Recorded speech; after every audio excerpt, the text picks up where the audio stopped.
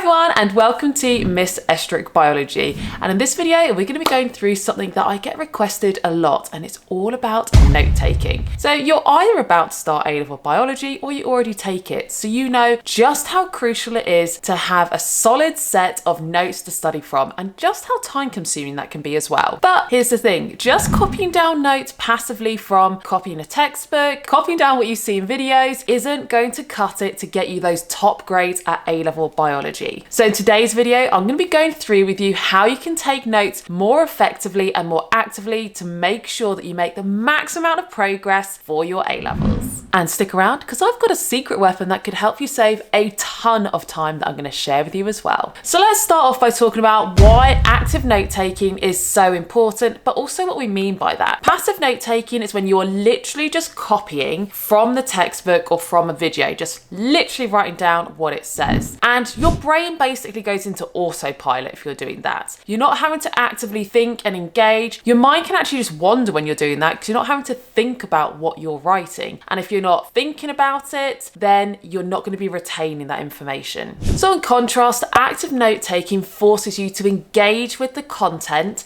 and you're therefore able to retain it better. And in fact, studies have shown that students who do active note taking get far better grades in the end. So that takes me on to the next bit then. How do you take active notes, or how do you do note taking actively? So I have 3 key recommendations that I'm going to share with you of how you can transform your note taking to become a more active strategy and therefore improve your retention of the information, understanding, and ultimately your A-level grade. Number 1 is summarize in your own words. So if you are watching my entire topic YouTube videos, resist the urge to just have the subtitles on and copy down literally what I'm saying, or just copying from the slides, the text that's there. Instead, listen, read it, but then rewrite it in your own words, or maybe convert it into bullet points. And in doing this, you're having to actively consider what you've heard, process that information, and check you've understood it so that you're capable of rewording it. Number 2 is use diagrams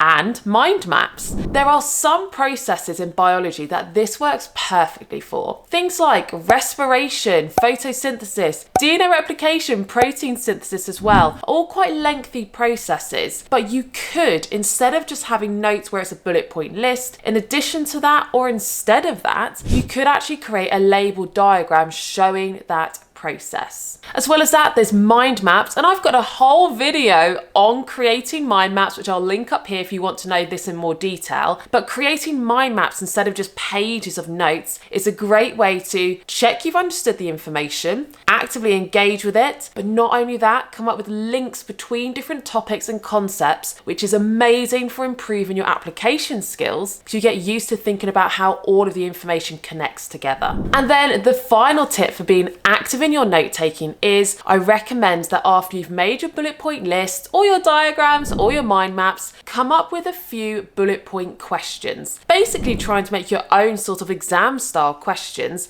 to really help you engage with that content and think, what might I be asked? Now, if you struggle with doing this initially, then use ChatGPT. You can just copy in your notes that you made into ChatGPT or notes from another source if you don't have to type it all out again, and say, create me 10 short answer questions based on this information and provide the answers. And at this point, you can just copy over the questions, keep the answers elsewhere, and then whenever you review those notes, check yourself on those questions. So let me do an example walkthrough with you of how I do these 3 techniques for my note taking. So say we're studying the immune system, for example, and we're getting onto the topic of phagocytosis. Instead of just copying down the definition or the process of phagocytosis from my textbook or from a YouTube video, I could write something like this. Phagocytosis is when a white blood cell engulfs and digests pathogens. Think of it as a Pac-Man eating the dots in that game. And this is where I hope you actually know what Pac-Man is, because that's a relevant example for me. That might be outdated for you. Come up with your own example though of what it is like. And then I'd sketch out a simple diagram of the process. This way the information sticks because I've engaged with it on multiple levels.